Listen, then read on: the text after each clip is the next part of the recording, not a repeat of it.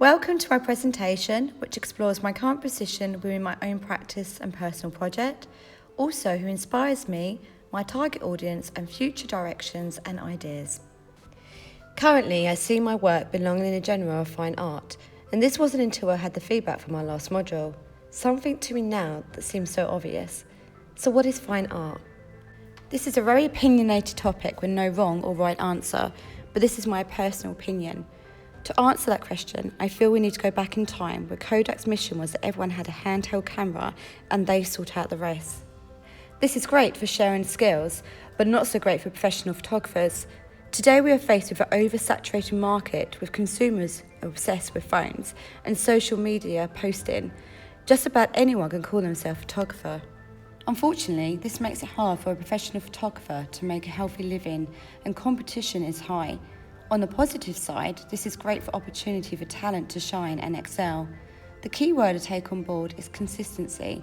The average photographer may take a brilliant shot here and there, but someone with true talent will be consistent and have a style that's recognisable no matter what the subject matter is.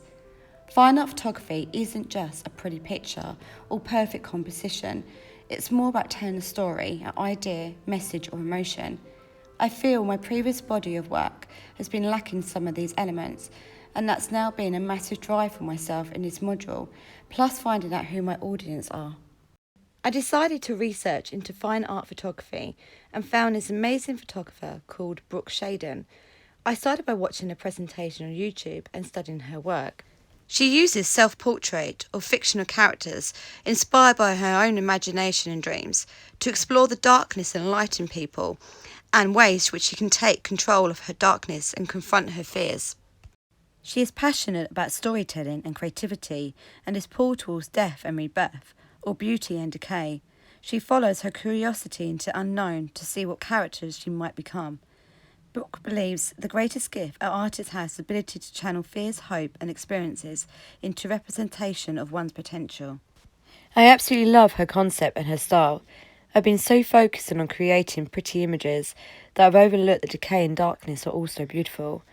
I've been through difficult times in my life when I thought I couldn't get through it, but I strongly believe it's the dark times that make us grow and develop as people.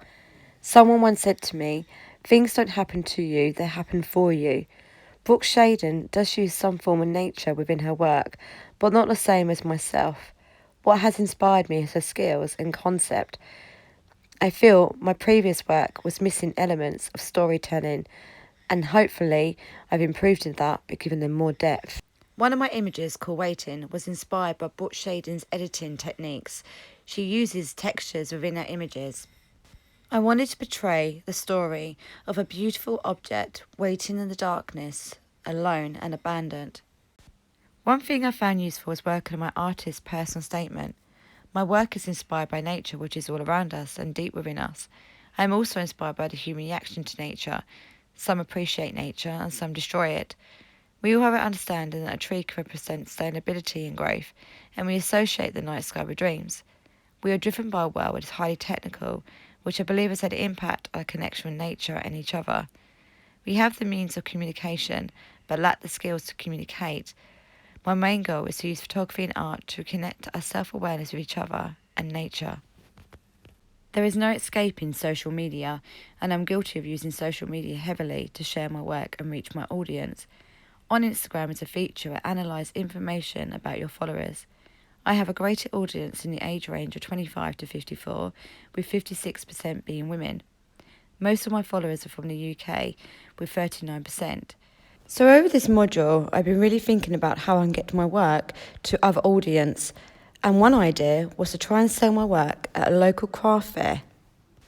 Unfortunately, I didn't sell as much as I was hoping, but I did learn a lot from experience, and actually seeing my work printing was very beneficial and did alter the way that I edited some of my images. One of my other achievements within this module was getting my work published in the Practical Photography magazine. The magazine is aimed at photographers who wish to improve their photography skills and editing techniques. I personally buy the magazine myself, and I decided to email examples of my work for my current project. I was over the moon to receive an email from the group editor, Ben Hawkins. Ben Hawkins is the group editor of Practical Photography magazine, an experienced journalist picture editor and competition judge. He emailed me asking if it's okay to publish 2 of my images in the forthcoming feedback section.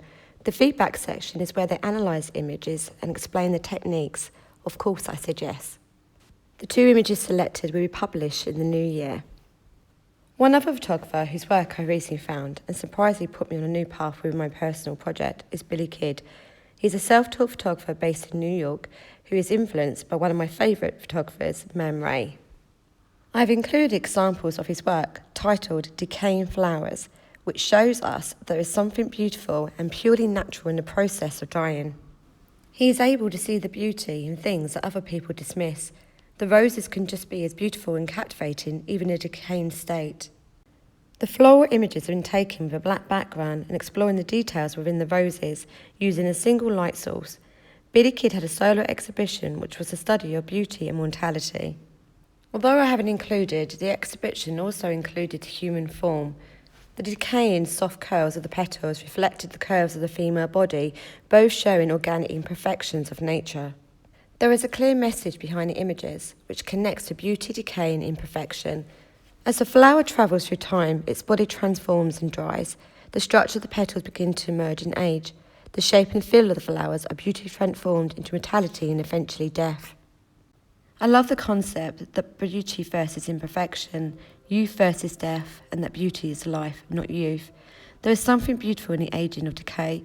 This could be the crumbling structure of a building, old rusty metal, decomposing flowers and trees.